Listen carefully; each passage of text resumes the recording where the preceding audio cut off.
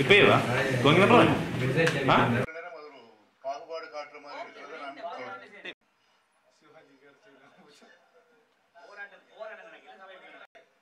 ஜனாதிபதி அவர்களே, புனர்வாழ்வு பெற்ற முன்னாள் போராளிக்கு ஆயுள் தண்டனை கொண்டு தேசிய நல்லிணக்கம் ஏற்படுத்த முடியுமா? சர்வதேசத்துக்கு கொடுத்த ஒரு உறுப்பினர் எல்லாருக்கும் தரையில் அந்த போட்ஸ் இல்ல மன்னிக்க வேண்டும், ஒரு 7-8 தான் தந்தது. அது நான் இல்ல நீங்க இப்ப கொடுத்திருக்கிற ஒழுங்க பாக்குற நேரம் அது ஒரு பாகுபாடு காட்டுற மாதிரி இருக்கிறத நான் சொல்றேன்.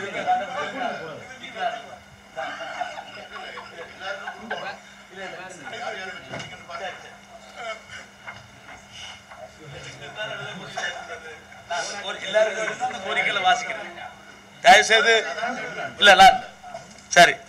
ஜனாதிபதி அவர்களே, பயங்கரவாத தடை சட்டத்தில் தண்டனை பெற்ற கைதிகளுக்கு பொது மன்னிப்பை வழங்குங்கள். அரசே அரசியல் கைதிகளை விடுதலை செய். அரசே பயங்கரவாத தடை சட்டத்தை ரத்து செய். புனர்வாழ்வு பெற்ற முன்னாள் போராளிக்கு ஆயுள் தண்டனையா? சிறைச்சாலைகளில் அரசியல் கைதிகளை வைத்துக்கொண்டு தேசிய நல்லிணக்கம் ஏற்படுத்த முடியுமா?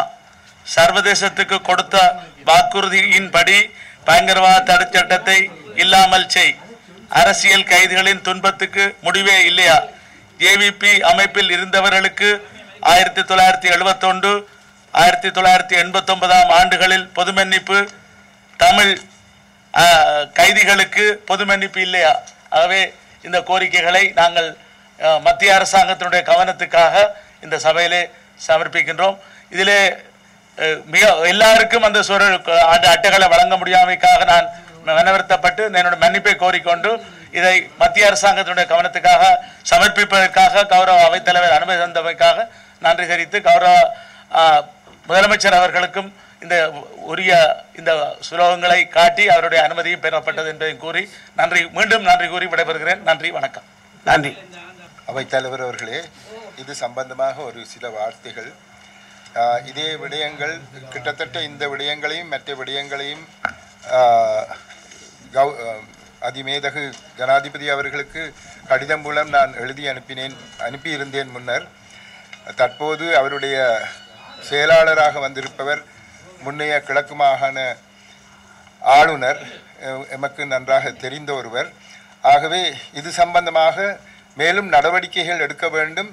இது நாங்கள் எவ்வளவுதான் இது சம்பந்தமாக ஜனாதிபதிக்கோ அல்லது பிரதம மந்திரிக்கோ சொன்னாலும் அது சம்பந்தமாக இந்த நடவடிக்கையும் எடுக்கவில்லை என்ற காரணத்தினால் மீண்டும் மீண்டும் அதை வலியுறுத்தி அனுப்பினதன் காரணமாக என்னுடைய அந்த கடிதத்தை தற்போது எங்களுடைய ஆளுநருக்கு அனுப்பப்பட்டிருக்கின்றது. அது சம்பந்தமான அவருடைய கருத்துக்களை அறிவதற்காக. ஆகவே எங்களுடைய ஆளுநர் இது சம்பந்தமாக நல்லதொரு